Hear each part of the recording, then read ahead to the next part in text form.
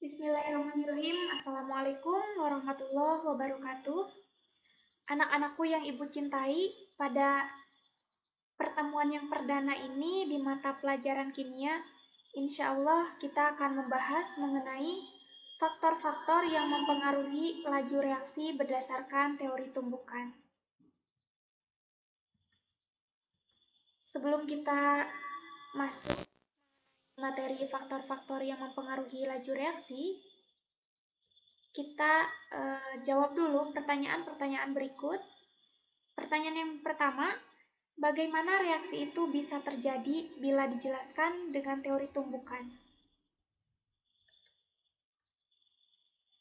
Nah, reaksi itu terjadi karena adanya tumbukan yang efektif antara partikel-partikel zat yang bereaksi.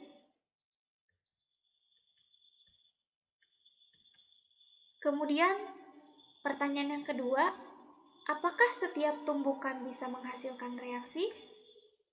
Jawabannya tentu tidak, karena tumbukan yang menghasilkan reaksi itu hanya tumbukan antar partikel yang memiliki energi kinetik yang cukup dan arah tumbukan yang tepat. Pertanyaan selanjutnya, pernahkah kalian melarutkan gula di dalam air dingin? Nah, bagaimanakah proses pelarutannya? Apakah gula tersebut mudah larut atau bahkan sebaliknya, sukar larut? Lalu, bagaimana kalau gula dilarutkan dalam air panas?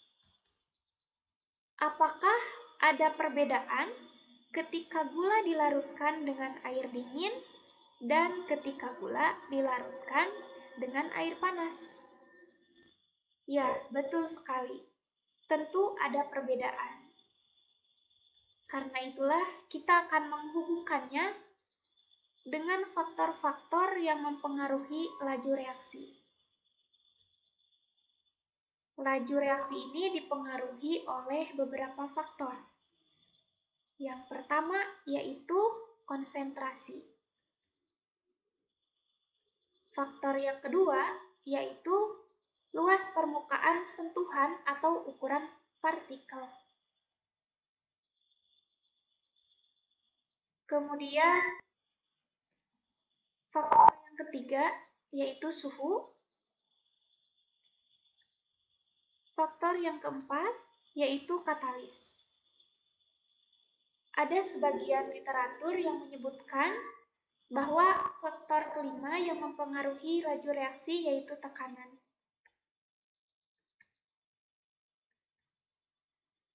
Faktor yang tadi sudah disebutkan yaitu konsentrasi.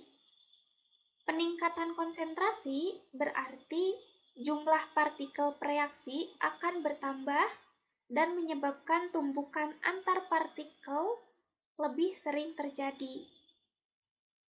Banyaknya tumbukan memungkinkan terjadinya tumbukan efektif semakin banyak, sehingga laju reaksi akan meningkat.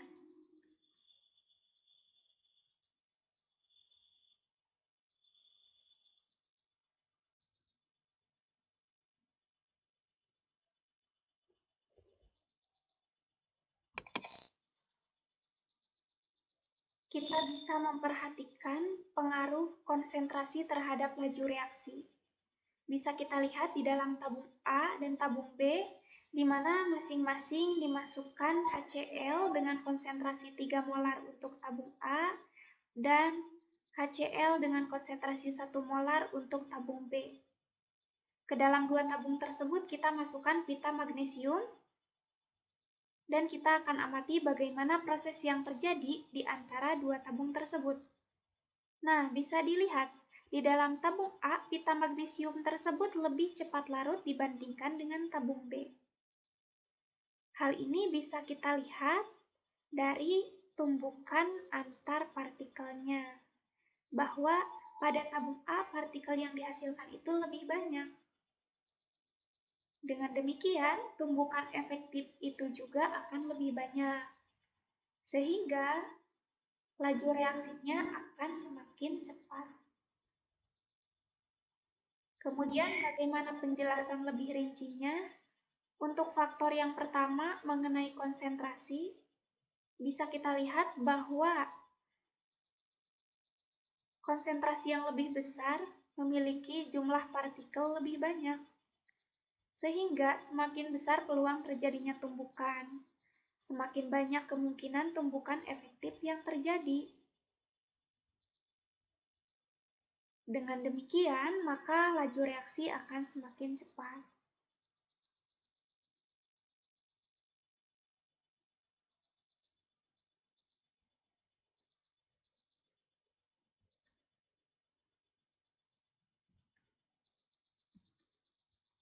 Kemudian untuk faktor yang selanjutnya yaitu luas permukaan.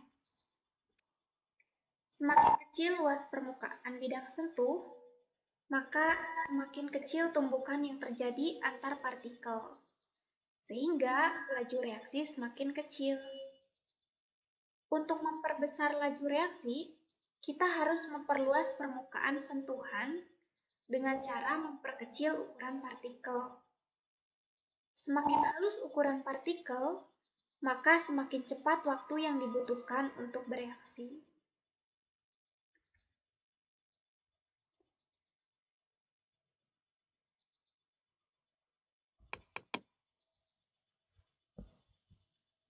Nah, pengaruh luas bidang sentuh terhadap laju reaksi bisa kita lihat di tabung yang sebelah kiri.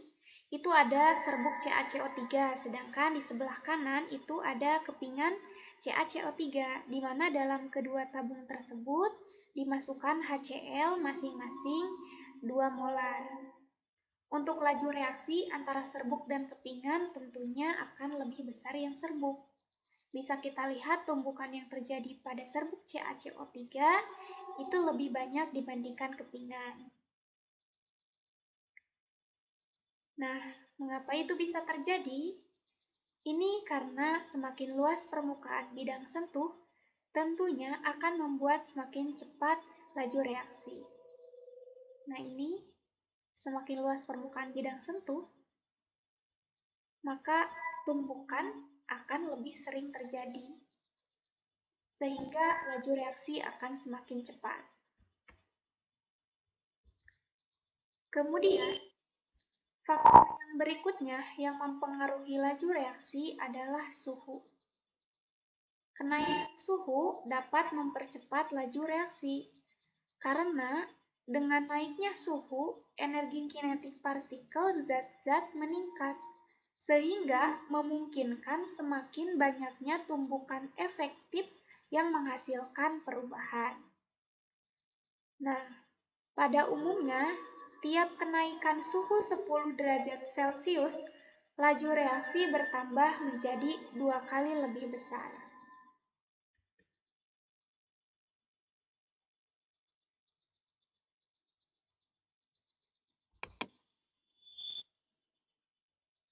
Nah, pengaruh suhu terhadap laju reaksi pada tabung A dan tabung B masing-masing dimasukkan gula dan masanya yang sama. Di tabung A, kita berikan bunsen untuk memanaskan tabung A. Karena pada pemanasan di tabung A, sehingga gula yang berada di tabung A itu akan lebih cepat larut dibandingkan dengan gula yang ada di dalam tabung B. Mengapa ini bisa terjadi? Karena ketika ada pemanasan, suhu pada tabung B, tumbukan yang dihasilkan pada tabung A akan menjadi lebih banyak dibandingkan dengan tumbukan yang berada di dalam tabung B. Nah, partikel-partikelnya akan bergerak lebih cepat, sehingga tumbukan yang dihasilkan lebih banyak pada tabung A karena adanya pemanasan tersebut.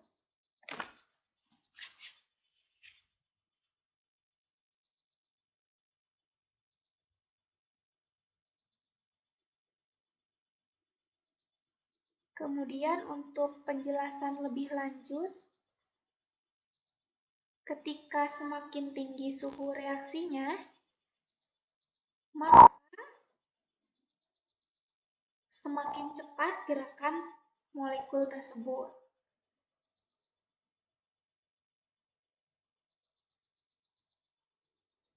Sehingga buat semakin besar energi kinetik yang dimiliki molekul, kemungkinan terjadi tumpukan efektif semakin besar sehingga laju reaksi semakin cepat.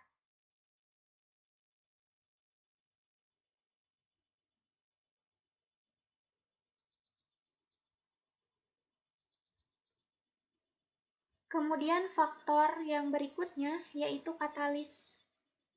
Katalis yaitu zat yang dapat mempercepat reaksi. Reaksi kimia yang lambat dapat dipercepat dengan menambahkan katalis.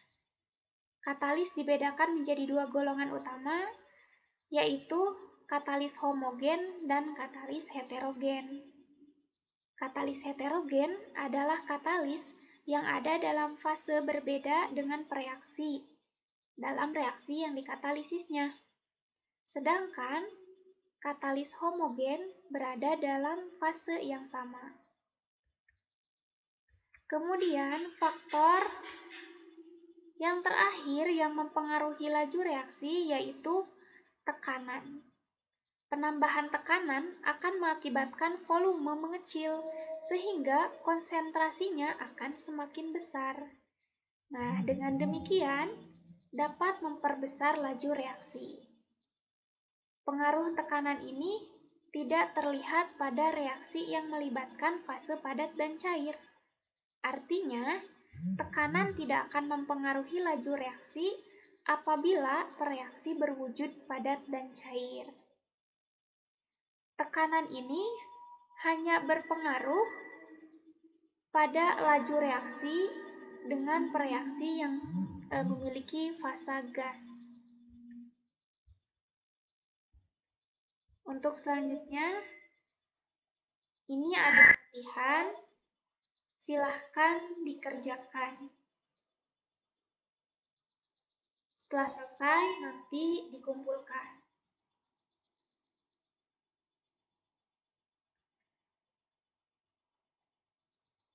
Dicukupkan sekian anak-anak untuk pembelajaran hari ini.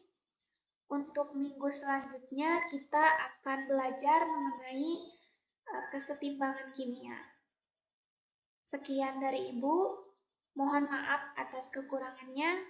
Wabillahi taufiq wal hidayah. Wassalamualaikum warahmatullahi wabarakatuh.